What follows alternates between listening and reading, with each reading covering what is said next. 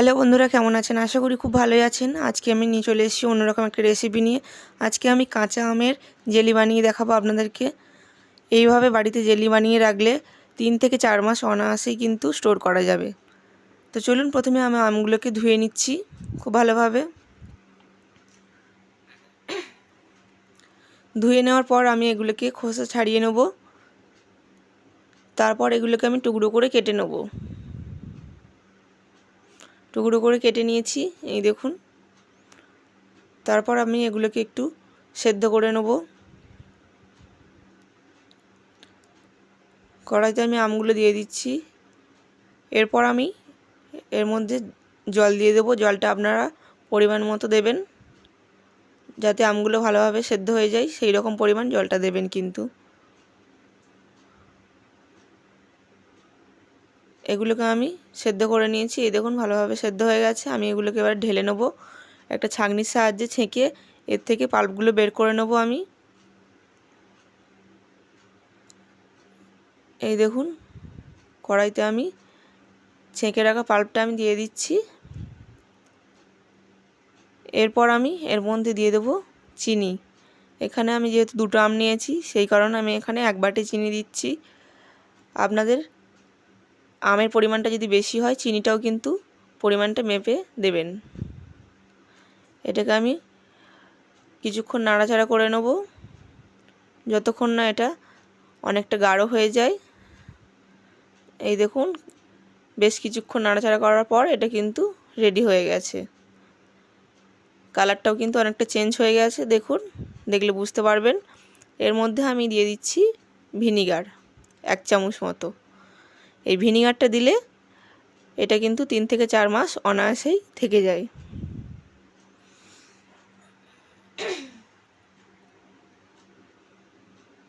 এটাকে আমি আরও কিছুক্ষণ নাড়াচাড়া করে নিচ্ছি, নিয়ে এবার এটাকে আমি নামিয়ে নেব।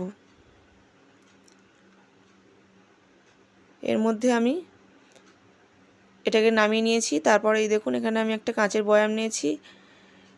আপনারা যে কোনো কাঁচের বয়াম নিলেই হবে বা যে কোনো কাঁচের পাত্র নিলেই হবে, কিন্তু এয়ারটাইট হতে হবে। আর এটা কিন্তু ভিজে থাকলে হবে না, এটা একদম ভালোভাবে শুকিয়ে নিতে হবে কাঁচের বয়ামটা, নাহলে কিন্তু জেলিটা কিন্তু খারাপ হয়ে যাবে।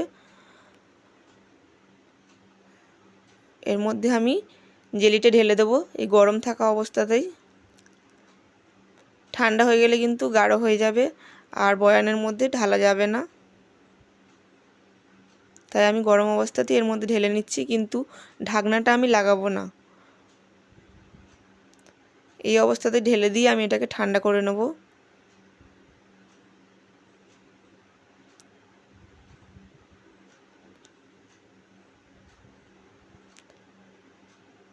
আর রেসিপিটা যদি ভালো লেগে থাকে তাহলে একটা লাইক করে দেবেন, কমেন্ট করে জানাতে ভুলবেন না কেমন হয়েছে।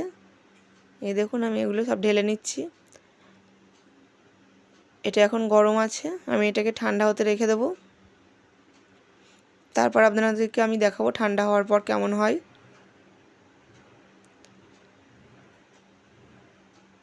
এই দেখুন ঢাকনাটা কিন্তু আমি লাগাচ্ছি না। এটা ঠান্ডা হয়ে গেছে, ফ্রিজে আমি রেখে দিয়েছিলাম। আপনাদেরকে আমি একটু দেখাচ্ছি, এই দেখুন কতটা পারফেক্ট হয়েছে আমার জেলিটা। উল্টে দিচ্ছি, এটা কিন্তু পড়ছে না, তাহলে কিন্তু বুঝে যাবেন আপনাদের আমের জেলিটা কিন্তু পারফেক্ট হয়েছে একদম। আপনাদেরকে আমি ব্রেডে লাগিয়ে দেখাচ্ছি কেমন হয়।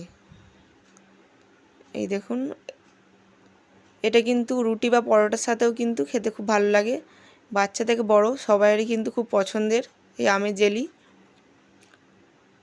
এই দেখুন কতটা সুন্দর হয়েছে। অনেকে কি করে এতে ফুড কালার দেয়, আমি যেহেতু বাড়িতে বানিয়েছি তাই ফুড কালার দেওয়ার প্রয়োজন মনে করিনি। আপনারা চাইলে দিতে পারেন, কিন্তু বাড়িতে যেহেতু বানাচ্ছেন ফুড কালারটা না দিলেই বোধহয় ভালো হয়।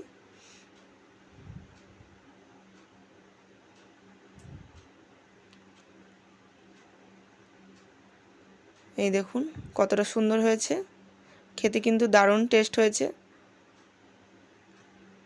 আপনারাও এইভাবে বাড়িতে বানিয়ে দেখুন, খেতে কিন্তু খুব ভালো লাগবে। আর আমার চ্যানেলে যারা যারা নতুন তারা প্লিজ একটু চ্যানেলটা সাবস্ক্রাইব করে পাশে থাকবেন। আর যদি রেসিপিটা ভালো লেগে থাকে তাহলে একটা লাইক করে দেবেন, কমেন্ট করে জানাতে ভুলবেন না কেমন হয়েছে। এই দেখুন রঙটাও কিন্তু দারুণ হয়েছে।